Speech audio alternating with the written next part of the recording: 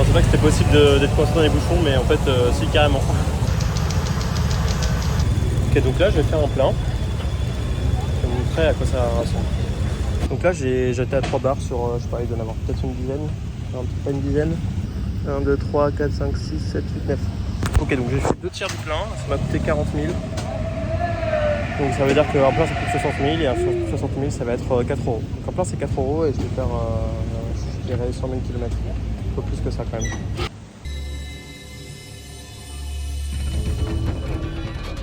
Ouais, ça rend super bien à la caméra je trouve. Mais je suis pas non plus tant impressionné. Parce qu'il n'y a pas vraiment de culture là, tout est... Enfin, en même temps il n'y a pas beaucoup de riz non plus, j'ai rien à vous dire. Malgré tout là, ces petits trucs, très joli. Petit balançoire cliché. Le mec en bas il m'a proposé des chapeaux pointus, vous savez. Mais bon, c'est des chapeaux vietnamiens de base, je sais pas si... Enfin, après, je pense qu'ils en ont beaucoup partout. Partout on cultive le riz en fait, parce que normalement c'est pour les paysans pour protéger la tête.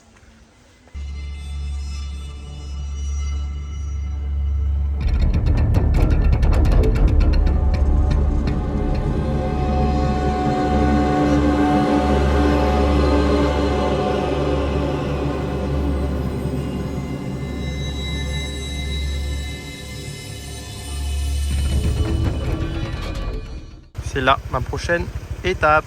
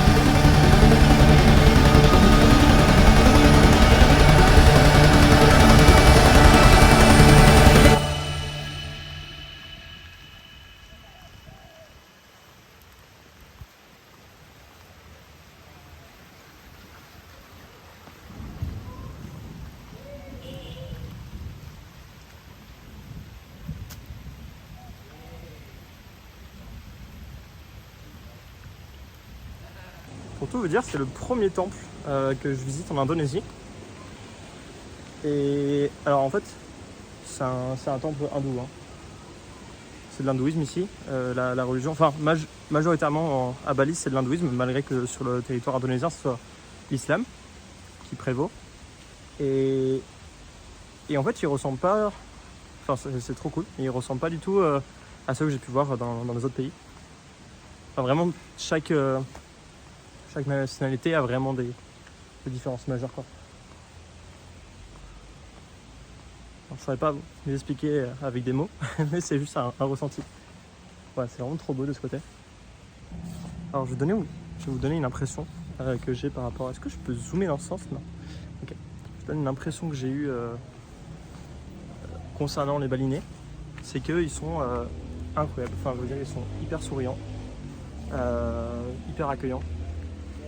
Vraiment, ils ont l'air vraiment heureux en plus. Hein, vraiment, enfin, tous les matins, ceux que je croise près des hostels ou près des resorts ou même des chambres d'hôtes, bah, ils sont vraiment trop mimes, c'est très souriant.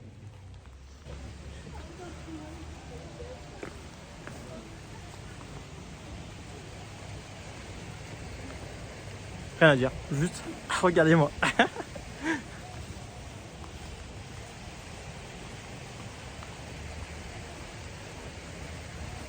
Il est cool ce plan. Ah, je vais vous montrer un truc. Je vais vous montrer un truc. Je sais pas si on voit derrière moi. Là, ce que vous voyez par terre, c'est des espèces d'assiettes remplies de fleurs. Alors, je suppose que c'est une sorte d'offrande. Et puis tous les matins, ils font brûler de l'encens à l'intérieur de ces coupelles, qui sont faits en feuilles de... Je sais pas exactement quel type de feuilles. Et du coup, ça embaume tous les quartiers, toutes les rues, vraiment, il y a ça partout. Enfin, je veux dire, pas que chez les gens, vraiment dans toutes les rues. Tu parcours à scooter la ville et tu sens à la fois, la pollution et à la fois de l'encens, donc c'est assez fun. C'est le moment où je mets ma capuche. Oui, donc Bali, la saison des pluies, je sais plus quand est-ce que c'est, mais là je suis en plein dedans. J'étais déjà parti à la saison des pluies en Thaïlande, au Cambodge, au Vietnam, mais bon, j'avais pas trop senti la différence. Enfin, je veux dire, il n'est pas énormément plu. Et là, il pleut un peu plus à Bali, mais bon, c'est pas très dérangeant. Moi, ça me dérange pas la pluie. Au contraire, limite, parce que ça limite le tourisme. Et moi, je préfère largement apprécier les endroits touristiques, enfin, voire semi-touristiques, avec peu de monde.